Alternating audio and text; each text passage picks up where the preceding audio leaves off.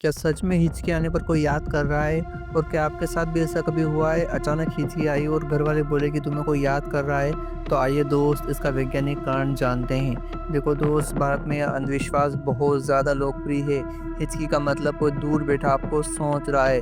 लेकिन दोस्त, असल में हिचकी हमारे गले की मांसपेशियों के अचानक सिकुड़न से आती है। इसका संबंध पेट, खान-पान या गैस से है, ना कि याद दिलाने वाले मैसेज से। अब आप बताओ दोस्त कि दुनिया में इतने सारे लोग हैं, हर किसी को हिचकी आती रहती है, कोई ना कोई किसी को तो याद कर ही रहा है, या सिर्फ अंधविश्वास है? ऐसे और अमेजिंग वीडियो के लिए लाइक ज़रूर करें।